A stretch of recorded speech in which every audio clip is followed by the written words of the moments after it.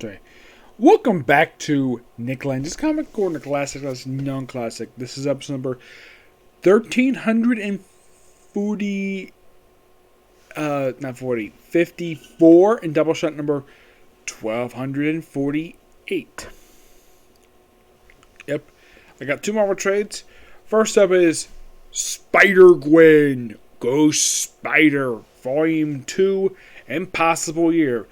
Yeah, this is the end of this particular series. That was something. Anyways, yeah. The thing with this one is written by Sean McGuire, not Jason Latour. Yeah, that's quite interesting. Last time I talked about Spider-Gwen, it was basically Jason Latour stuff, which was really good. This is Sean McGuire, with artwork by Tazika Mizuta and Reza McKee. Now, the thing with these issues are, this series is essentially put the follow-up to Spider-Gwen, coming about a year later after the book got canceled. And the series was called this. I guess when people saw the Ghost Spider logo, what the heck is this? Now, the reason why this is here, I will get to that. In this book, simply put, it seems like a lot of really weird and one-shot things happen here and there. If you're curious, though, who's the main villain of this story, of this set of issues? It's Man-Wolf. You might be thinking, Man-Wolf? You mean John Jonah Jameson? You mean John Jameson III? John Jameson? Yes. Except that his fur is blue, even though I thought it... But look at the guy, it looks like he's freaking Beast, but he's actually blue. It's quite weird. I'm not really sure of why in the world that the artist decided. Now, in the regular universe, he has roughly gray skin because, well, he's a werewolf. And here he is. There is Man-Wolf. And he's a crime boss. Why the heck am I a crime boss for? And also, this I thought was really weird. His henchman is Miles Warren, the Jackal. Yes, he does go by the Jackal here. Does he wear the silly costume? No, he doesn't. He just regular old Miles Warren. Yes, not kidding about that. It's okay, we have to have Miles Warren here because, well, are we going to go clone conspiracy stuff? Basically it's a clone saga? Not in this series, no. It doesn't go much into place, not into the following series, mind you, yes. And aside from that, aside from the subplot with John Jameson, aka Man-Wolf, being a crime boss, we also have Gwen just having a normal life, her reunited with Harry Osborn, which apparently these two are possibly have a thing for each other. It doesn't go anywhere. Seriously. There's potential for a romance between Harry Osborn and of course, Gwen Stacy. It goes absolutely nowhere. Now you're probably thinking, wait, Harry Osborn? Okay, if he's here, does Liz Allen exist in this universe?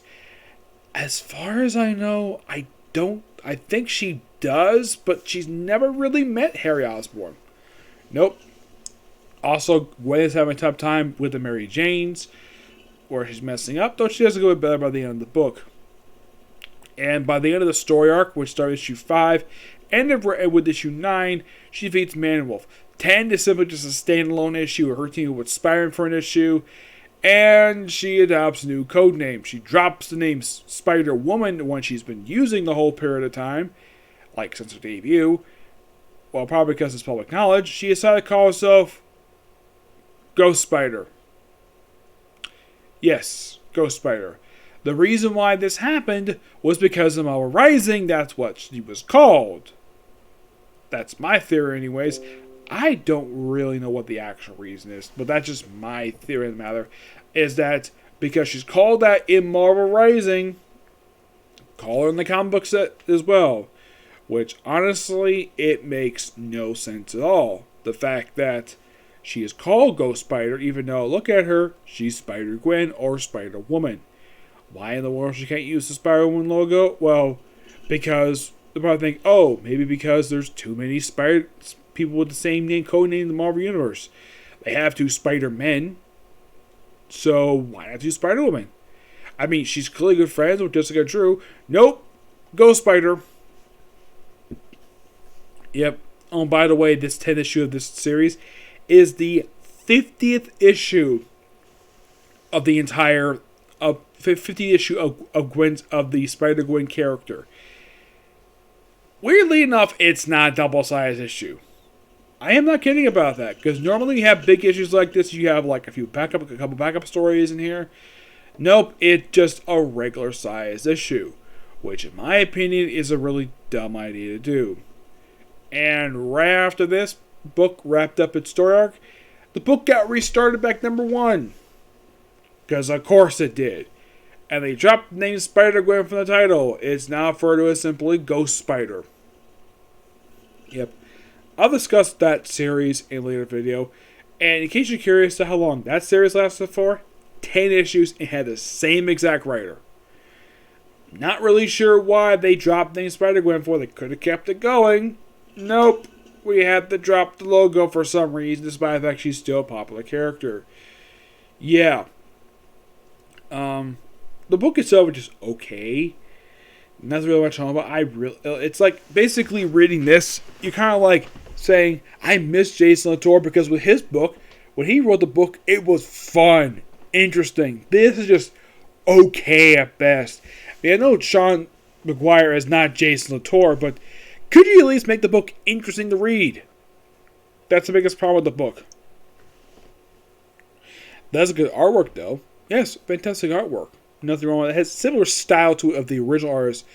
I think it's Robbie Rodriguez, who was the original artist of the book. He did really decent. This guy did. It's a bit updated artwork. It's not as stylized as that one, but it's still pretty good. I'm going to give the book roughly a 8 out of 10. Yeah. Not really a big fan of the Ghost Spider series. Alright, next up is something a lot more interesting. We have Miles Morales. Yes. The Miles Morales Spider-Man book. Volume 1, straight out of Brooklyn. Yep. Hi, Alex. Hi, Oliver. That was my brother and my nephew this time making an appearance here. Could you please close the door?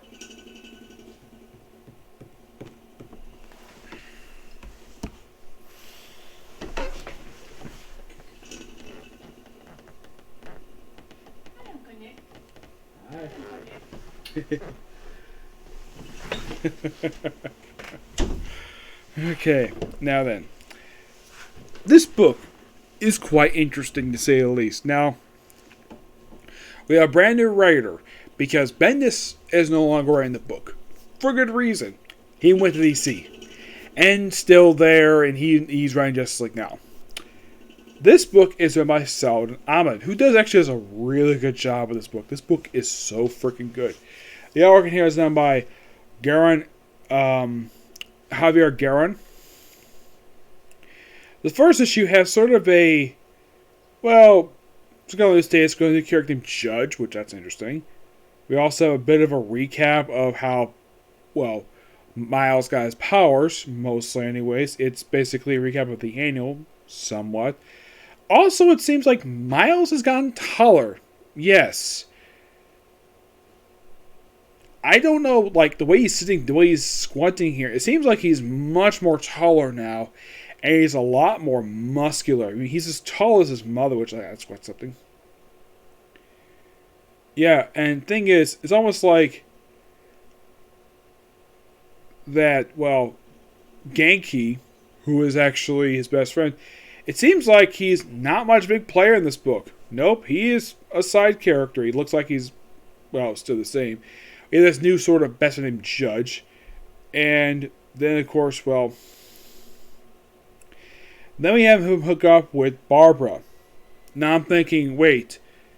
Yeah, if you read the Barbara in this book, he hooked up with Bombshell. And then for some reason, now this one was technically his girlfriend during the previous run. But they broke up and she dated Genki. For some reason, that relationship doesn't exist anymore and she's back with Miles now. for some strange reason. I'm like, even reading this now, it's like, what the heck happened with the relationship with him in Bombshell? That was interesting. You developed that, and yet it seems that the writer just didn't know about it. Yeah, he was already in a relationship, and Barbara was in a relationship with Genki. By the way, Genki plays no role in this book at all. It's like he's basically a background character. I'm like, really? The long-time support character, Genki, Miles' best friend? And he is, well, that. And this book basically has where Miles is helping out Barbara babysit her cousin. And he comes across a robbery. And it was weird kids. And they run to the Rhino. Yes. Excuse me. For the first time since the relaunch Amazing Spider-Man came out in 2015. This book came out in 2018. This is the first time in 3 years he's encountered the Rhino. Which, wow. That's interesting. The last time the Rhino appeared in a comic book prior to this was the aftermath of the Clone Conspiracy. Yeah, that was the last time he appeared. So they fight. And he's there because he wants to save his late wife's niece. Which, good on him for doing that because she was kidnapped. And, well, they agree to work together. So he finds out one of the kids is actually the kid Eduardo, who is actually his girlfriend's cousin. And then he gets knocked unconscious. And, of course, they agree to work together. And meanwhile, though, there's a subplot of the vice principal really wanting to expel Miles for skipping school. Yes, seriously. That's what he's dead set on. Yeah, apparently Genki, he just looks completely different here. Like, he looks like he's lost a bit of weight. He's basically growing facial hair. And it almost seems like he's not like a player in this book. It's like he's a side character. Don't really know why. So they team up and apparently, get this, one of the villains in this storyline is frickin' Tombstone. Wow, another classic Spider-Man villain. Like, two. Really good here. Who the heck the other guy is, I have no idea. So, they fight, and of course, and apparently we see two classic villains fight each other, Rhino versus Tombstone, which is awesome. So, after they finally get away, so they figure out how do we deal with these kids. And then, Captain America shows up. I'm like, that's cool. Love it whenever he shows up here. And they agree to work together for the next few issues. They deal with his snatcher ring. Now, why he's here, that's actually explained. He's contacted by his congressman to deal with these kidnapped children. Like, okay, that seems like a pretty reasonable explanation. Asked by a politician. Okay. Perfectly fine.